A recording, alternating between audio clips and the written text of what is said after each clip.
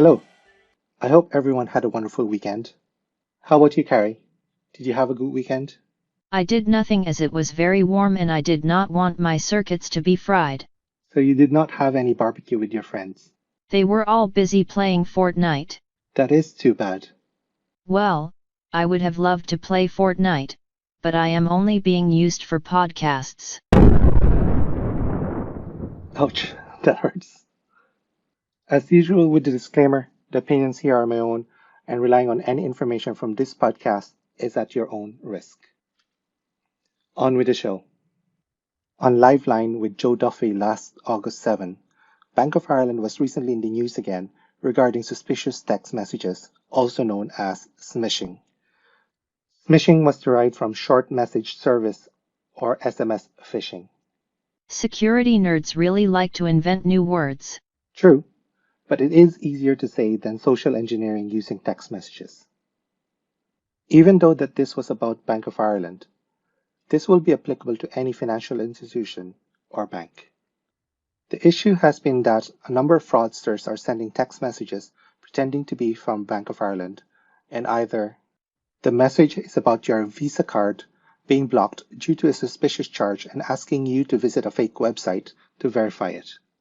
2. The message is again about your Visa card being blocked by going to a fake website to order the replacement card. 3. Your banking online access is disabled due to unusual activity, and to re-enable your account, you need to visit a fake website. Or 4. You are being asked to send them your card as it was skimmed. Wow, that is a lot of ways people can be tricked. Do they have examples?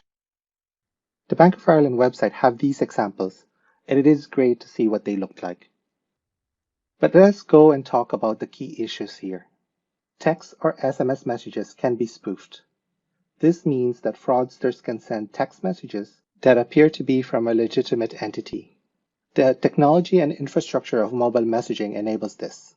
And there are a few legitimate use cases, one of which is you sending a text message using your mobile phone company's website, also known as a web text, without using your phone.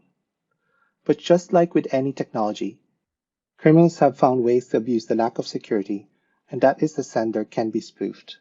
You can use the same analogy with emails, wherein someone can easily spoof the sender of the email, but unlike email, protection against text spoofing is limited. 2. Your financial institution or bank will not send you a text message to access a website. If they did this legitimately, you should complain to the bank or to your local financial regulator, as this is a practice that should not be done because it promotes bad behavior. 3. Your financial institution or bank will not ask for your personal information through text. Again, if they did this legitimately, complain. And 4. Your financial institution or bank will not ask you to send your card to them. The exception is with the metal cards, but that is something to be addressed separately. I would love to get a metal card. They are not available right now with the local Irish banks, but some European digital banks have them, and banks in the US have been using them. Another issue is that some banks actually do call you unsolicited, including when they suspect a fraudulent activity. However, the bad practice is they ask you to confirm some personal details, like your name, address, birth date, bank identifier, and so on. You might as well tell them where you last ate. Actually, if you used your card, they would know where you last ate. I eat zeros and ones for breakfast. The issue I have with these calls is how do I know that they are from that bank? The banks themselves are in a sense promoting this bad behavior. So when I get these type of calls, I do two things. 1. Tell them I'm not going to be providing that information and hang up. 2. I will call my financial institution using a verified legitimate number from them. The fraudsters will tend to prey on the human response when they are told they do not have access to something important or that something bad has happened to something they value, in this case, access to bank-related services. And that human response is to act immediately. I do not do human responses. But the behavior we want from this is to actually pause, look at the message again, and then decide on what your next step is. I really only have 2 steps when something like this comes my way. 1. I ignore the message and do not respond to it.